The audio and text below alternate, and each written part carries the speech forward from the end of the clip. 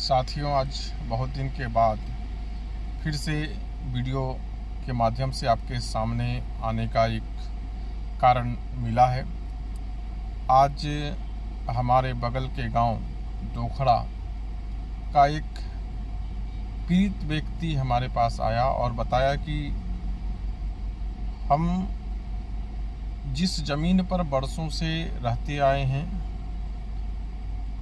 उस ज़मीन को मेरे किसी फरीक ने किसी दूसरे के हाथ बेच दिया है, जबकि ज़मीन की स्थिति यह है कि उसी ज़मीन का रजिस्ट्री हमारे नाम है और हम भी मोटेशन के लिए आवेदन दिए हुए हैं।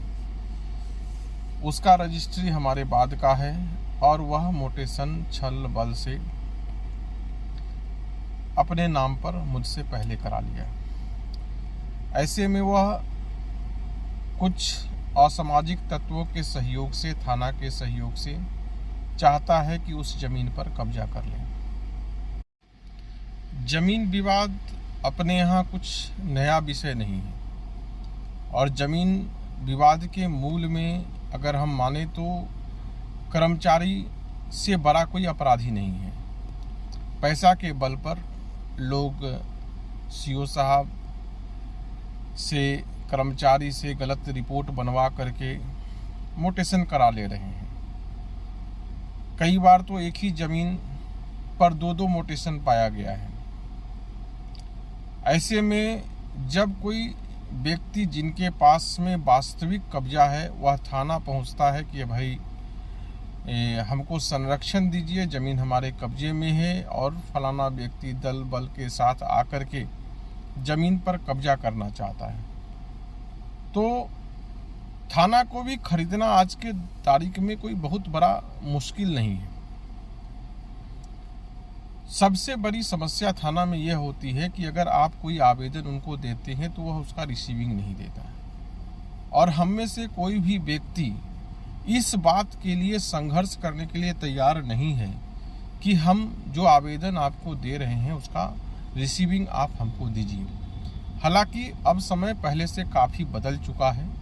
अब आपके पास में ऑनलाइन माध्यम है, कदवा थाना का भी ईमेल आईडी है, आप उसके माध्यम से आप आवेदन भेज सकते हैं। उसकी कॉपी आप एसएचओ को दे सकते हैं और कई बार एसएचओ पता नहीं किस वजह से जो व्यक्ति का वास्तविक कब्जा नहीं है। सबसे पहला बात तो यह समझने का है कि मोटेशन का मतलब उस जमीन का अधिकारी होना सुनिश्चित नहीं होता है, ऐसा माननीय सुप्रीम कोर्ट का आदेश है। मोटेशन का आधार जो अंचल पदाधिकारी बनाते हैं वह यही बनाते हैं कि वह जमीन जो व्यक्ति डीडधारी है उसके कब्जे में है। लेकिन ऐसा कई बार होता है कि लोग गलत रिपोर्टिंग करके कि वह ज़मीन हमारे कब्जे में है, कर्मचारी से गलत रिपोर्ट बनवा करके कि ज़मीन आवेदक के कब्जे में है, सीओ साहब भ्रष्ट लक्ष्मी जी की कृपा से वह मोटेशन कर देते हैं। सार्वजनिक जो सूचना होना चाहिए वह इतना गुप्त होता है कि आवेदक के अलावा किसी को पता ही नहीं चलता। मैं तो कई बार सरकार को, इवन माननीय मुख्यमंत्री को भी कहा था कि स्थानीय स्तर पर, वार्ड लेवल पर, पंचायत लेवल पर व्हाट्सएप ग्रुप बना करके कम से कम जो मोटेशन से संबंधित आवेदन या कोई सूचना या कोई नोटिस है तो उसका प्रसारण अगर व्हाट्सएप पर हो जाए, फेसबुक पर हो जाए, तो मुझे लगता है कि इस गड़बड़ी को रोकने में काफ़ी मदद मिल सकता है। लेकिन फिर भी आज के केस में जो व्यक्ति आवेदक है उनके द्वारा बताया गया कि उन्होंने थाना को आवेदन दिया था जब 100-150 व्यक्ति उसके घर पर हमला बोल करके जो ज़मीन उनके कब्जे में है उस पर कब्जा करने के लिए आए थे, तो उन्होंने एसएचओ को थाना में जा कर के आवेदन दिया सूचना दी तो वहाँ से पुलिस बल भेज करके SHO साहब ने कब्जा की प्रक्रिया को तत्काल रोका है। लेकिन सवाल बहुत सीधा है। अभी SHO साहब के द्वारा यह दबाव बनाया जा रहा है कि तुम जमीन मापी करके जितने जमीन का मोटेशन उस व्यक्ति के नाम पर है उतना जमीन उसके कब्जे में दे दो।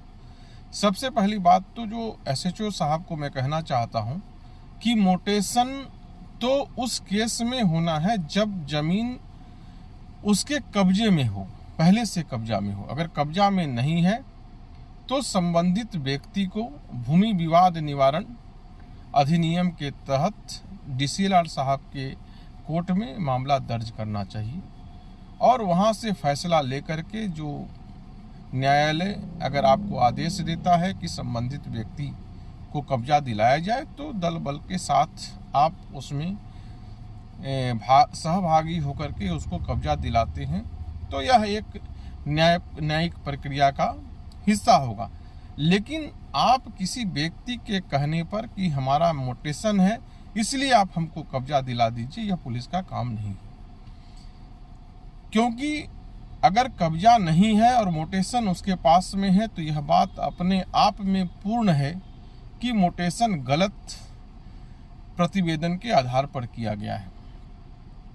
इसीलिए जो भूमि विवाद से संबंधित व्यक्ति हैं उनको भी मैं बताना चाहता हूं कि कई बार थाना में आवेदन का रिसीविंग नहीं मिलता है। रिसीविंग नहीं देना थाना का एक परंपरा है और हमारे जो जनप्रतिनिधि हैं, चाहे MLA साहब हों, मुखिया जी हों, प्रमुख साहब हों, यह दबाव थाना पर नहीं रहता है किसी का भी कि जो आवेदक को आप रिसीविंग दीजिए। हालांकि DGP साहब ने एक फॉर्मेट्स के लिए बाजाब्ते निकाला है कि किसी भी हालत में थाना आवेदक को आवेदन की प्राप्ति रसीद देगा।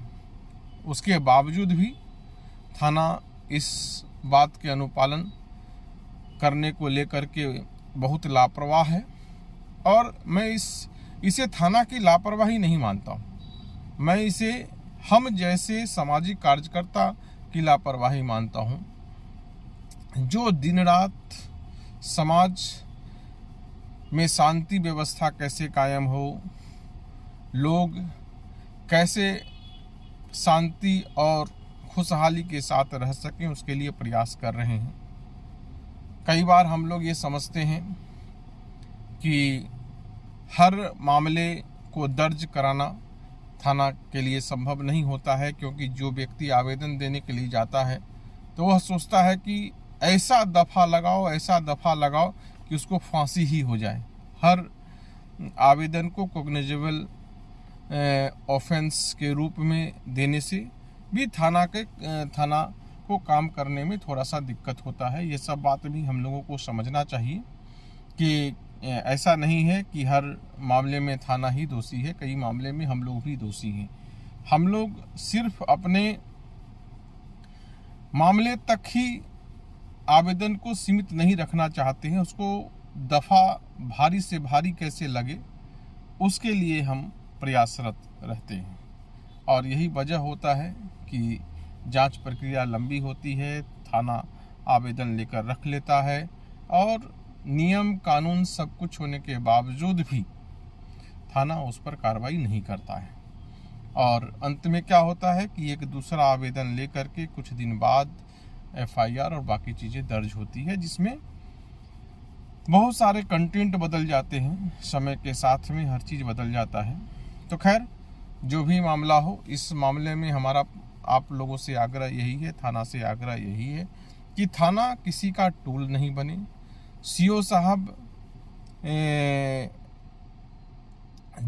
जो नोटिस है उसको सार्वजनिक वास्तविक रूप से करें तो मुझे लगता है कि न्याय हो सकता है, न्याय और कम से कम भूमि विवाद कमेगा, ऐसा हमारा मानना है।